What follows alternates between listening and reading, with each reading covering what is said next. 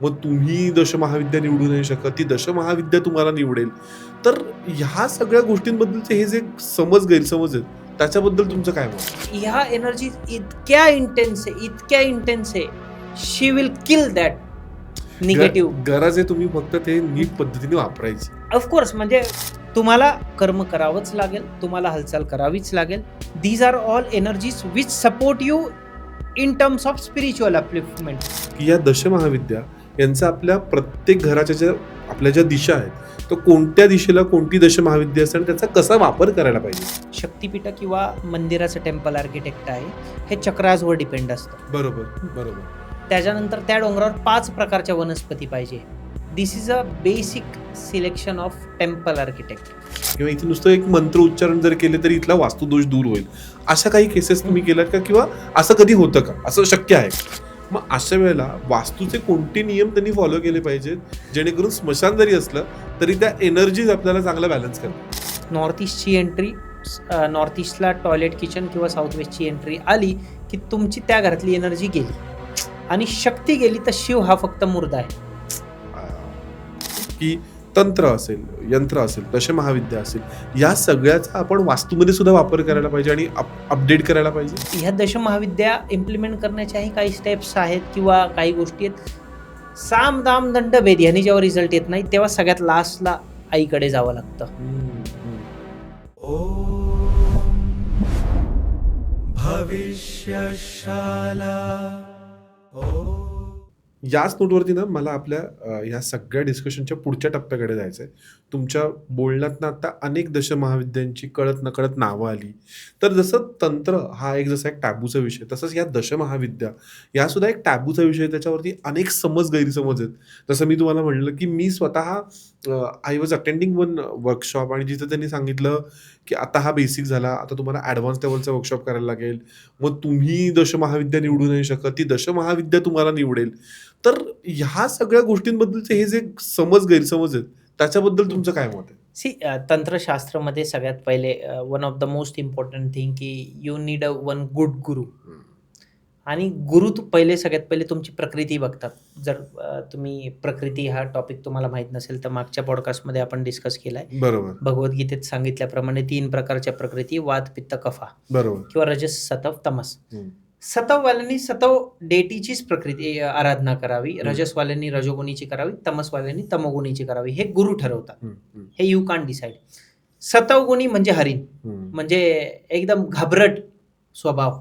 त्यांनी कामाख्या देवी किंवा उग्र साधना केली तर ऑफकोर्स त्याच्या मनात देवताच्या विषयी प्रेमच्या ऐवजी भीती बसते की नको हे केलं की देव मला शिक्षा करेल. सो गुरु एक वन ऑफ द इम्पॉर्टंट शास्त्र आहे. दुसरी गोष्ट, मी जसं सांगितलं मगाशी, आद्यशक्ती परमशक्ती तिचे हे 10 रूप आहेत. हे जे हिडन होते आजपर्यंत दशमहाविद्या ठराविक लोकांनाच माहीत होते. आता दशमहाविद्याचा one of the most beautiful use आम्ही एका साईटवर केला होता की एक साईट होती, विकल्या जात नव्हती due to an number of reason. आणि प्रत्येक शास्त्राची एक लिमिटेशन्स आहेत, एक मर्यादा आहे. बरोबर. तर तिथे ऑलरेडी त्यांनी 2-3 वास्तू कन्सल्टंटला बोलवलं होतं. मग त्यांनी यंत्र वगैरे जे काय गोष्टी पुजल्या होत्या वगैरे वगैरे वगैरे. बाय द वे, यंत्र हा वास्तुशास्त्राचा खरं बघितलं तर I don't think so it is को रिलेटेड. बिकॉज यंत्र जे आहे ते 8 डायमेन्शनल, 16 डायरेक्शनल किंवा 32 डायमेन्शनल, 3D वॉट एव्हर जे काय डायमेन्शनल आहे, हे स्ट्रक्चर्स आहेत जे देवताच्या एनर्जीला कॅच करतात. ह्याचा आणि वास्तूचा आय डोंट थिंक सो काय संबंध आहे. तर त्या साईटच्या बाजूलाच स्मशानभूमी होती.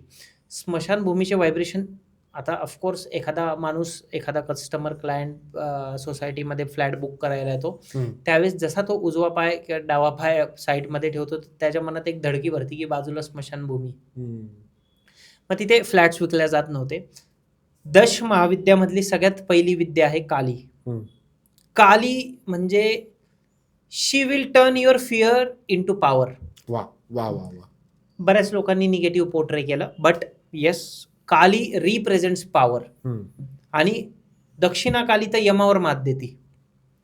तर त्यावेळेस त्या साईटला आम्ही काय केलं, त्यांच्या काही इक्विपमेंट्स असतात, इट्स व्हेरी व्हेरी सिम्पल आणि नॉमिनल 100, 200, 400 रुपयाचे असतात. पूजा नाही, काय नाही, काय नाही. ते साऊथमध्ये इन्स्टॉल केलं. South is a direction of Kali. Hmm. आणि जसं ते इन्स्टॉल केलं तिथं छोटंसं मंदिर बसवलं, हम्म. कारण लागतं, हम्म. ते रिक्वायरमेंट होतं. जसं ते मंदिर बसवलं, ऑलमोस्ट 21-22 डेज नंतर त्यांचा फोन आला की सर असं वाटत नाही ते बाजूला स्मशानभूमी आहे. वा. आणि आता मागच्या आठवड्यामध्ये टीमकडे माझ्या फोन आला की ते स्मशानभूमीचं गव्हर्नमेंटनी डिमॉलिशमेंट करून ती गावाच्या बाहेर टाकणार. अरे वा. म्हणजे तुम्हाला सांगायचा मला हा पर्पज आहे की ह्या एनर्जी इतक्या इंटेन्स आहे, शी विल किल दॅट निगेटिव्ह. गरज आहे तुम्ही फक्त ते नीट पद्धतीने वापरायची. ऑफकोर्स, म्हणजे दशमहाविद्याच्या विद्यांना जर तुम्ही फोटो बघितला ना तर तुम्हाला ते एक निगेटिव्ह पोर्ट्रे होईल. बट आता एक्झाम्पल छिन्नमस्ता आहे, देवी छिन्नमस्ता. जर तुम्ही चित्र बघितलं तर मुंडी नाहीये, मुंडी देवीच्या हातात आहे आणि रक्ताच्या धाऱ्या करून ते यक्षिणी रक्त पित आहेत. बरोबर. पण त्याच्या पाठीमागची स्टोरी ही आहे की पार्वती जेव्हा माता एकदा आंघोळ करत असते तर त्या यक्षिणींना भूक असते, तर आई मदर इज मदर, तर ती स्वतःचं रक्त त्या ह्यांना पाजते, यक्षिणींना. सो हे एक पोर्ट्रे आहे ते. अगेन ताराच्या हातामध्ये खडगा आहे किंवा ताराच्या हातामध्ये एक चाकू काइंड ऑफ आहे. तर तो चाकू कालावर माते, तुमचे कर्म क्लीन्स होतात. She will punish you. After all ती घरातली आई नाहीये, ती या संसाराची आई आहे. ती क्रिएशन करते तर ती डिस्ट्रक्शन पण करते. बरोबर. तिला बॅलन्स साधायचा शेवटी. हे विसरू नका. सो ती पहिले तुमचं कर्म क्लीन्स करणार आणि मग ती ओंजळीत घेणार. सो असं एक ह्यांचं पोर्ट्रे केला गेलेला आहे. आता ह्याचे वास्तूसोबत जास्त काय संबंध आहे, आता फॉर एक्झाम्पल भुवनेश्वरी आहे. भुवनेश्वरी जी देवी आहे किंवा दशमहाविद्या आहे, ही मोर स्टॅबिलिटी देते. सो भुवनेश्वरीला जेव्हा आम्ही नॉर्थ ईस्टमध्ये इम्प्लिमेंट करतो, person will feel more grounded, more stabilised. ह्या दशमहाविद्या इम्प्लिमेंट करण्याच्याही काही स्टेप्स आहेत किंवा काही गोष्टी आहेत. साम दाम दंड भेद ह्यानी जेव्हा रिझल्ट येत नाही तेव्हा सगळ्यात लास्टला आईकडे जावं लागतं. Because these are the nuclear bombs. तुम्ही त्यांना इझिली हात नाही लावू शकत. इंटेन्स अमाऊंट ऑफ एनर्जी आहे आणि त्याला एक मॅन्युअल आहे. त्या पद्धतीने वापरलं पाहिजे. Always read a user manual. कारण माझा विषय तर एवढाच आहे की मी वास्तूमध्ये यूज करून मी कसा चांगला रिझल्ट घेऊ शकतो या डिवाइन एनर्जीजचा. तो एक मला याच तोंडावरती तुम्हाला विचारायचं आहे. अजून एक मला स्मशानच्या रिलेटेड पण प्रश्न आहे, पण तो नंतर घेतो. मी आता जस्ट सांगून ठेवतो की मला तो प्रश्न आहे म्हणून. आता तुम्ही सांगितलं की दशमहाविद्यांचा जसं तुम्ही कालीचा वापर केला, नाहीतर भुवनेश्वरीचा वापर केला, तर तुम्हाला सांगायचं झालं की या दशमहाविद्या यांचा आपल्या प्रत्येक घराच्या ज्या आपल्या ज्या दिशा आहेत, तर कोणत्या दिशेला कोणती दशमहाविद्या असते आणि त्याचा कसा वापर करायला पाहिजे, प्लीज थोडक्यात सांगा ना. थोड्याफार सांगतो. सगळ्यात पहिली काली. जर घरात कोणाला फारच जास्त पॅरानॉर्मल ऍक्टिव्हिटी किंवा व्हॉट एव्हर जे काही मेंटल हॅलोसिनेशन्स होतात, कोण मला बघतंय, कोण मला हे होतंय, तर साऊथमध्ये महाकालीची पूजा केली की ते फिअर तुमच्या पॉवरमध्ये टर्न आउट होईल. बरोबर. सगळ्यात पहिली महाविद्या म्हणजे काली. दुसरी आहे तारा. तारा तुम्हाला कन्फ्युजन पासून क्लिअरिटीच्या स्टेट पर्यंत घेऊन जाते. नॉर्थ ईस्टमध्ये ताराची किंवा नॉर्थमध्ये उत्तर दिशा जी आहे ती कर्माची आहे. माणूस कर्म करेल विदाउट मेंटल कन्फ्युजन. एकदम क्लिअरिटीने कर्म करशाल. मला हे करायचं, मला हे नाही करायचं. दिस इज तारा. बरोबर. तर ताराची विद्या जी आहे ती नॉर्थमध्ये लागू होते. भुवनेश्वरी जी स्टॅबिलिटी देते, माणसाला ग्राउंडिंग देते, ती नॉर्थ ईस्टला इन्स्टॉल केली की man will feel more grounded. Dhumavati एक आहे. धुमावती म्हणजे एक 70-80 वयाची स्त्री आहे. तर ती मेंटल स्टिलनेस देते. एक तुमची जी स्टॅबिलिटी किंवा एक स्थिरता, एक एकाग्रता जी आहे ती धुमावती, आणि ती काळाचं रूप दाखवती. सो तिला साऊथ वेस्टमध्ये यूज केलं तर मेंटल स्टिलनेस येतो, एक स्थिरता येते आयुष्यामध्ये, अवेअरनेस येतो मेंटल. कमला जी आहे, कमला किंवा Tripura Sundari, most divine blessings आहे. सगळ्यात सुंदर रूप देवीचं त्रिपुर महासुंदरी आहे. म्हणू शकतो आपण. तिला वेस्टमध्ये यूज केलं तर ग्रेस मिळतो. आणि त्रिपुरा सुंदरीला ग्रेस म्हणतात कारण की लेट सपोज की तुम्ही XYZ तुम्ही फॅक्टरी टाकली, तुम्ही काम आयफोनमध्ये सगळ्यात सुंदर असं ग्रेस आहे. म्हणजे जो फिनिश प्रोडक्टचा जो फील आहे ना, जो यूज आहे ना, that is Tripura Mahasundari. Correct. So जेव्हा तुम्हाला वाटत असेल तुमच्या कर्मातून तुम्हाला आउटपुट मिळतंय पण तो ग्रेस नाही येते, मी माझी छाप नाही सोडते, माझ्या कर्माची छाप मी पब्लिकवर सोडत नाहीये. So that is Tripura Mahasundari. So अशा ह्या भैरवी आहे. भैरवी जर वाटते तुम्हाला लाईफमध्ये मला शिस्त नाहीये, मी डिसिप्लिननी काम नाही करते, साऊथ ईस्टमध्ये भैरवी इन्स्टॉल केली की you will get a discipline, good discipline. वा ब्युटिफुल. बट आता अगेन आता आपण तंत्राबद्दल बोललो, आपण दशमहाविद्या बोललो, आता तुमच्या प्लेग्राऊंडवरती दॅट इज वास्तू. पण ह्या सगळ्या गोष्टी परत वास्तूशी कनेक्टेड आहे. तुम्ही एखादी वास्तू जेव्हा व्हिजिट करता तेव्हा हाऊ यू डिसाईड की इथे मला एखादं तंत्र पाहिजे, इथे मला एखादं यंत्र पाहिजे, का मला इथे एखादी दशमहाविद्या वापरायची? How you decide that? सगळ्यात पहिले मी हे सांगेल तुम्हाला की वास्तू हे ह्युमन हिस्ट्रीमध्ये नेहमीच एक बेसिक विषय राहीलच.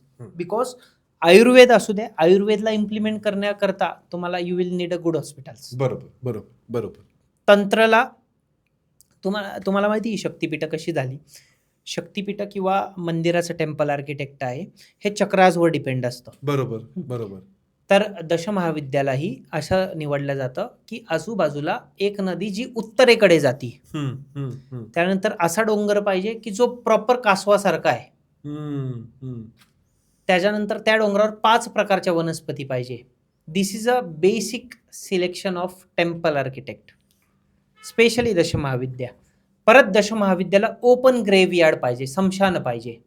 सो मला हे सांगायचं की हे जेव्हा दशमहाविद्याचे मंदिर बांधले गेले, हे प्रॉपर काय म्हणू शकतो आपण, हे प्री-रिक्विजिट्स आहे. बिकॉज ती वास्तू डिवाइन करायची, त्या एनर्जीला डिवाइन चॅनलाइज करायचं आहे. बरोबर. वास्तू नेहमीच एक महत्वाचा रोल प्ले करेल. डिपेंड करतं कोण वास्तू इम्प्लिमेंट करतं, कशा पद्धतीने इम्प्लिमेंट करतं. दशमहाविद्याची गरज मला जास्त वेळा नाही लागली, 2-3 वेळाच लागली. बिकॉज बेसिक वास्तूमध्ये एवढा दम आहे की तुम्ही तुमच्या बेसिक गोष्टींमधून फ्री होता. म्हणजे बेसिक गोष्ट काय म्हणू शकतो आपण, अन्न, वस्त्र, निवारा, आणि आता एज्युकेशन पण झाली.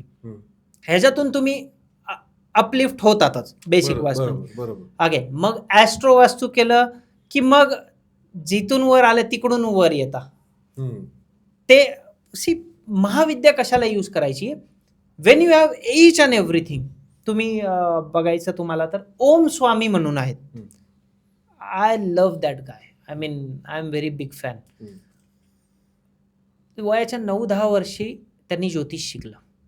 11व्या वर्षात घरात लाईन लागली होती आणि जे सांगेल ते खरं उतरायचे.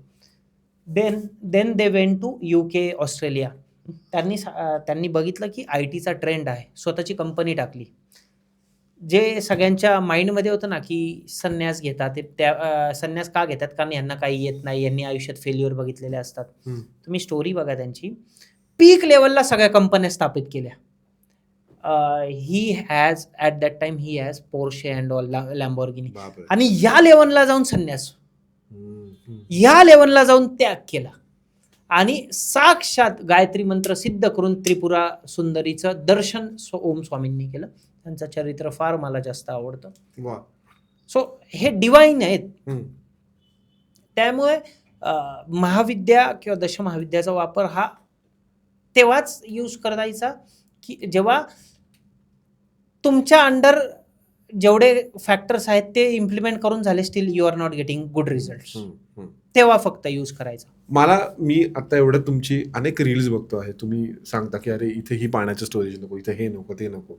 असं have you been in a situation की जसं तुम्हाला एखादं तंत्र इम्प्लिमेंट करावं असं वाटलं, किंवा इथे नुसतं एक मंत्र उच्चारण जर केले तरी इथला वास्तुदोष दूर होईल, अशा काही केसेस तुम्ही केल्यात का? किंवा असं कधी होतं का? असं शक्य आहे का? सर, एक सांगायचं म्हणलं तर मंत्र मी माझ्या स्पिरिच्युअल अपलिफ्टमेंटसाठी यूज करतो. देअर इज नो तंत्र मंत्र in terms of changing order.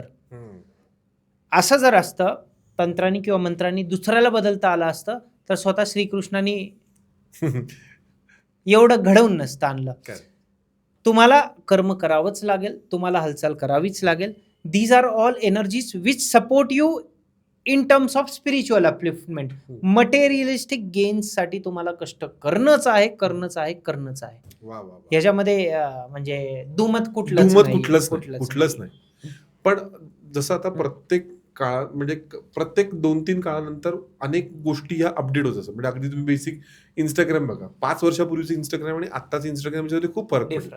त्याच्या फीचर्समध्ये, त्याच्या वापरामध्ये बदल झालेला आहे. तर डू यू थिंक की तंत्र असेल, यंत्र असेल, दशमहाविद्या असेल, या सगळ्याचा आपण वास्तूमध्ये सुद्धा वापर करायला पाहिजे आणि अपडेट करायला पाहिजे? या सगळ्याचा ऑलरेडी वास्तूमध्ये वापर केला गेलेला आहे. म्हणूनच शक्तीपीठ स्थापन झाली. शक्तीपीठ हे ओपन का नाहीये? कारण त्याला it needs a good stable वास्तू.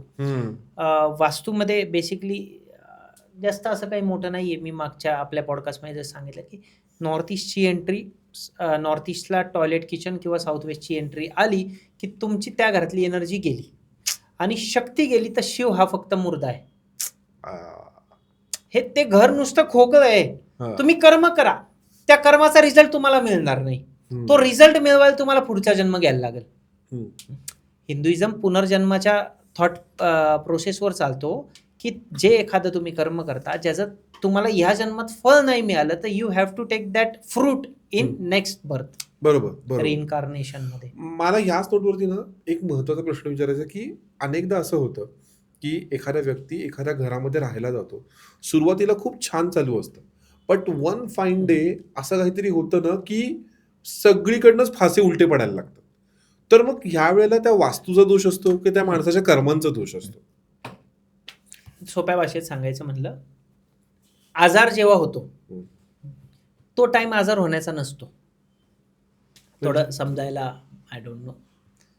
आजार जेव्हा होतो त्याच्या फार अगोदरच आजार बॉडीमध्ये तयार झालेला असतो.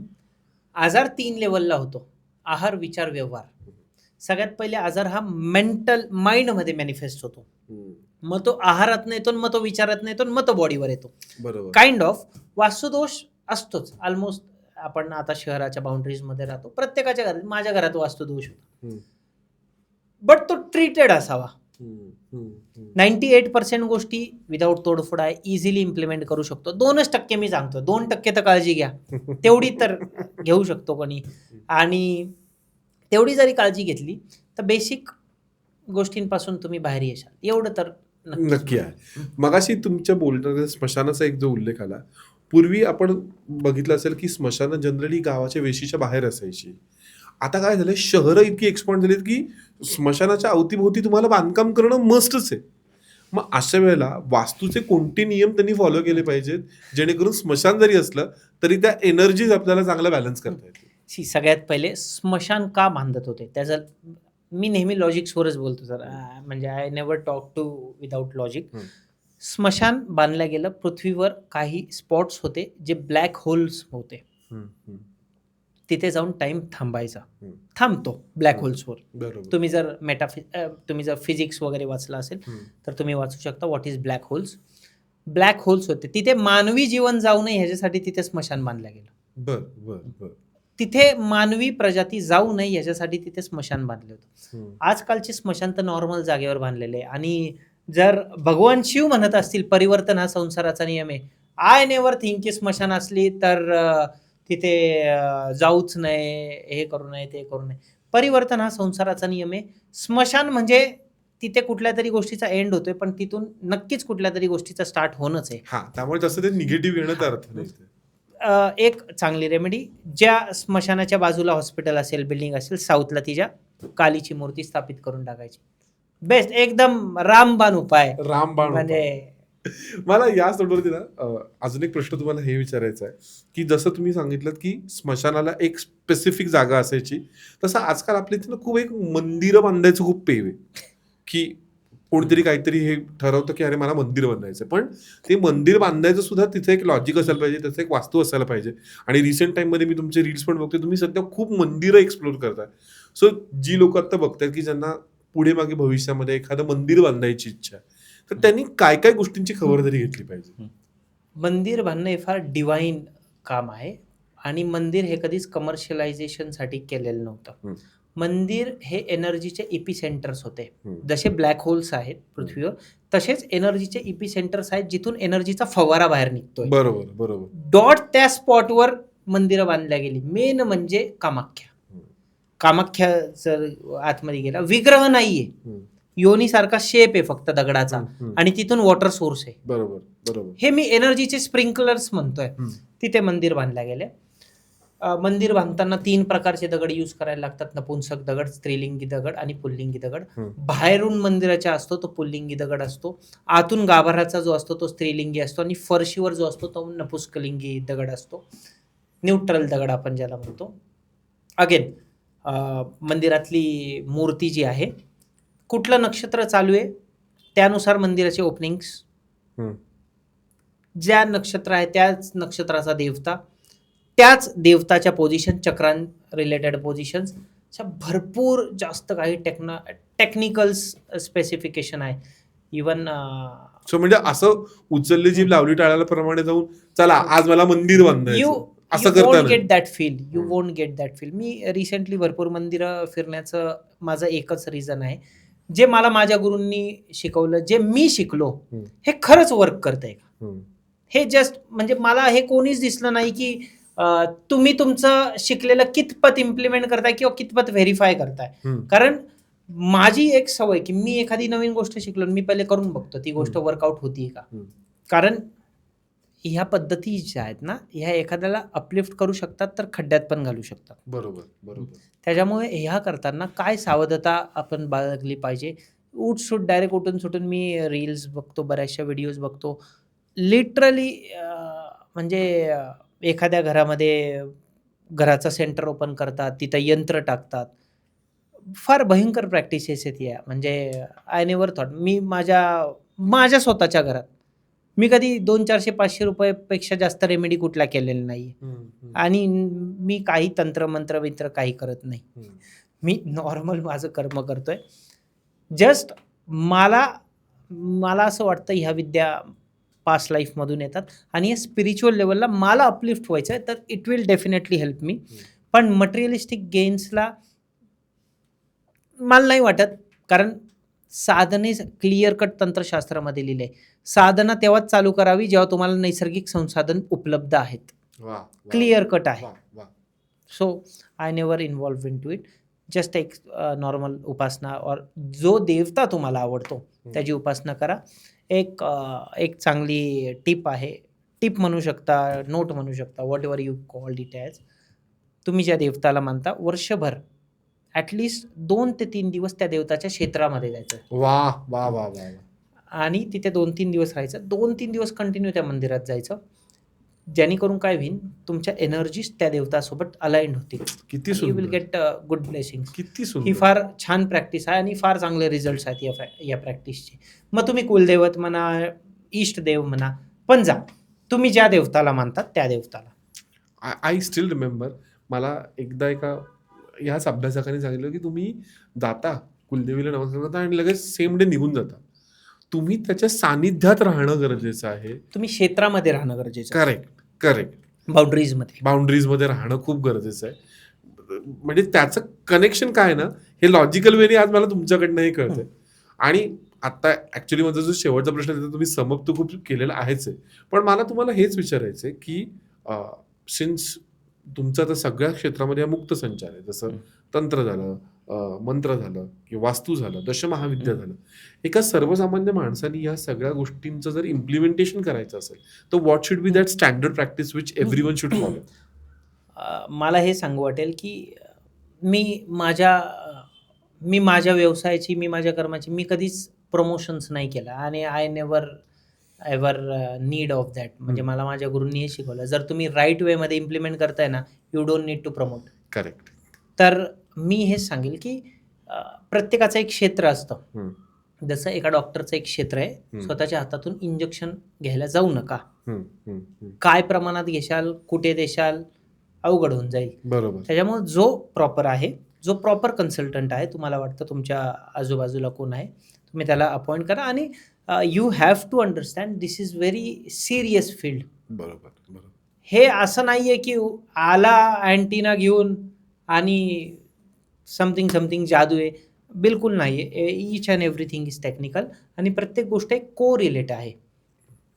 तुम्ही तुमच्या घरात काही इम्प्लिमेंट करणार असाल, तर तुम्ही लॉजिक विचारा. बरोबर. ॲज अ क्लायंट किंवा ॲज अ एंड रिसोर्स किंवा एंड युजर हे तुमचं कर्तव्य आहे, की तुमच्या घरात काय इम्प्लिमेंट केलं जातंय. इम्प्लिमेंट केल्यानंतर ना तुम्ही म्हणता आम्हाला माहीत नसतं, आम्ही तर काय करू. बट ॲज अ जागरूक नागरिक हे तुम्ही विचारलं पाहिजे, की ह्याच्या पाठीमागे लॉजिक्स काय आहे किंवा कसं असतं बऱ्याच वेळेस चुकीच्या गोष्टी राबवल्या जातात. आता थोडंसं ह्याच्यामध्ये कार्मिक गणित पण येऊन जातं, की मला आठवतं एकदा माझ्याबरोबर जो होता त्यांनी एकाच्या घराचं वास्तू केलं आणि जस्ट इट्स व्हेरी कोइन्सिडन्स की त्या घरामध्ये डेथ झाली. पण देअर इज नो, कारण त्यांनी काही इम्प्लिमेंटही केलं नव्हतं. बट त्याचा कॉन्फिडन्स त्यावेळेसपासून एवढा गेला, की मग त्यांनी ती प्रॅक्टिस सोडली. अरे बापरे. सो कार्मिक कनेक्शन्सही असतात, की लेट सपोज तुम्हाला जर एखादा चुकीचा कन्सल्टंट भेटत असेल, समजून घ्या तुमच्या कुंडलीमध्ये ज्युपिटर खराब आहे. असं नाही तर असं तुम्हाला खरा माणूस हे भेटलं तुम्हाला भेटूच शकत नाही. जर खरंच तुमचं नशीब असेल ना, चुकीचा माणूस दरवाजात येऊन जाईल, पण त्या दिवशी त्याचं काम होणार नाही. वा वा वा वा. So somewhat it is related to karmic connection. गुरुची आराधना करा. सगळ्यात महत्त्वाचं गुरुची आराधना. बिकॉज तुम्हाला राईट गायडन्स नाही ना मिळाला, यू वोंट गेट एनिथिंग. मार्ग नाही सापडला ना, मग तुम्हाला व्यवस्थित नाही सापडला. गुरुची आराधना सगळ्यात महत्त्वाची. गुरु, कुलदैवत आणि ग्रामदैवत. आणि याच नोटवरती मला इथं ही गोष्ट आवर्जून सांगावीशी वाटेल, की सर स्वतः सुद्धा गुरुच्या पोझिशनमध्ये गेलेले आहेत. सरांनी त्यांचे स्वतःचे वास्तूचे वर्कशॉप सुरू केलेले आहेत, ज्याला मी रजिस्टर करणं अपेक्षित होतं. पण ते जसं ॲज यू सेड, की जोपर्यंत ते माझ्या कर्मामध्ये नाही तोपर्यंत ते होणार नाही. सो प्लीज सरांचे जे सोशल मीडिया अकाउंट्स आहेत त्याला प्लीज फॉलो करा. कारण ह्या पद्धतीने ह्या सगळ्या गोष्टी एक्सप्लेन करणारं मला आजवर तरी कोणी भेटलेलं नाही आहेत. आणि ॲज यू म्हणजे ऑन कॅमेरा नाही, ऑफ कॅमेरा सुद्धा सर हे काय म्हणलं, की दीज आर ऑल ब्लेसिंग्स आणि he is just carrying forward those blessings. आणि ती ब्लेसिंग्स तुमच्यापर्यंत सुद्धा पोहोचवण्याचा आमचा हा जो प्रयत्न आहे हा असा सुरू राहणार आहे. पुन्हा एकदा तुषार सरांकडनं जर तुम्हाला अजून कोणत्या वेगळ्या विषय माहिती करून घ्यायचा असेल तर आम्हाला कमेंट्समध्ये नक्की सांगा. तुषारजी, तुम्ही आज परत आलात, परत इतक्या मोकळ्यापणाने, इतकं म्हणजे मला ते गोल्डन ताटाचं उदाहरण इतकं हिट झालंय ना, म्हणजे this is my takeaway for today, की आपण हे सगळे कौलाचार आणि ह्याला कसं निगेटिव्ह बघतो आणि ह्याच्या मागचं लॉजिक काय हे समजून देणारच कोणी नाहीये. आणि आय थिंक भविष्यशालाच्या माध्यमातून आम्ही ते तुमच्यापर्यंत पोहोचवतोय. सो ज्ञान पसरवण्याचा आमचा हा जो प्रयत्न आहे हा भविष्यशालेवरती असाच सुरू राहणार आहे. सो तुम्हाला सांगायची तर गरज नाहीच आहे, पण तरी सुद्धा एक प्रेमाची विनंती करतोय की प्लीज प्लीज प्लीज चॅनलला लाईक, शेअर, सबस्क्राईब नक्की करा. धन्यवाद. Thank you sir.